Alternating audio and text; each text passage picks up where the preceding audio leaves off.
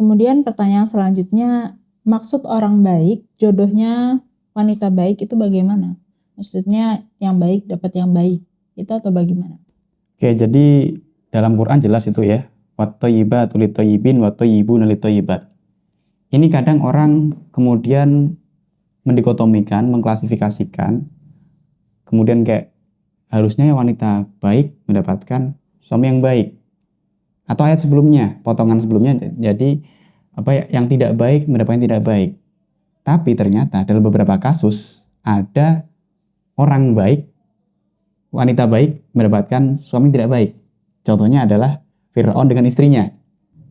Fir'aun ini jelas seperti yang kita ketahui ya, ada seorang raja yang dolim, ternyata istrinya perempuan yang solihah. Jadi ada juga yang suaminya baik, istrinya tidak baik. Contohnya Nabi Nuh dengan istrinya. Nah, kenapa ini bisa terjadi? Bahwasanya ini ada sebuah pengecualian. Jadi ada kul amran mustasnayat. Setiap perkara pasti ada pengecualian. Makanya kalau misalkan saya ditanya, jodoh itu seperti apa, Gus? Jodoh itu ya ada kalanya cerminan untuk kita, ada kalanya pelengkap untuk kita. Nah, istri saya nambahi, ada kalanya Cobaan. iya, ya, cobaan ini yang ketiga yang tadi dua contoh ini. Nah, meskipun tadi ada cerminan, pelengkap maupun cobaan. Jadi sekali lagi itu qudratullah. Ya, kaitan rezeki, jodoh, mati ini kan memang sudah digariskan Allah Subhanahu wa taala.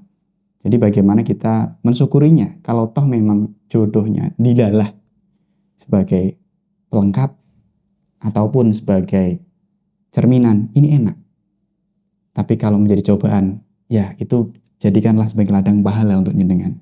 Jadi kalau misalkan seorang perempuan ini mentaati suami, tujuannya adalah bukan mutlak karena dia mengabdikan dirinya kepada laki-laki ini, penghambaan tidak.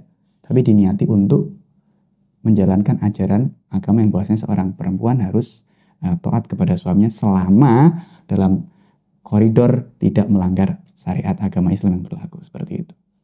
Mungkin juga bisa dijadikan ayat motivasi ya, bahwa yang baik dapat yang baik. Jadi kalau kita mau jodoh yang baik, gak usah jauh-jauh nyari kemana. Tapi carilah itu pertama-tama di dalam diri kita sendiri, kebaikan-kebaikan yang bisa kita lakukan, kebaikan-kebaikan yang potensial yang bisa kita maksimalkan, itu terus kita gali, terus kita perbaiki diri. Nanti yakinlah bahwa Allah itu akan mendatangkan seseorang yang sesuai dengan frekuensi yang kita radiasikan. Jadi kalau misalnya kita berusaha menjadi baik, insya Allah kita akan dibersamakan dengan orang yang juga berusaha pula untuk terus menjadi lebih baik. Jadi kalau kita nih cerminan, pelengkap, apa cobaan? Menurut jenengan? Aku sih menurutku kadang bisa jadi pelengkap, kadang bisa jadi cerminan, tergantung kondisi. Oh iya. Gimana? Iya. Iya apa? Sama. Sama.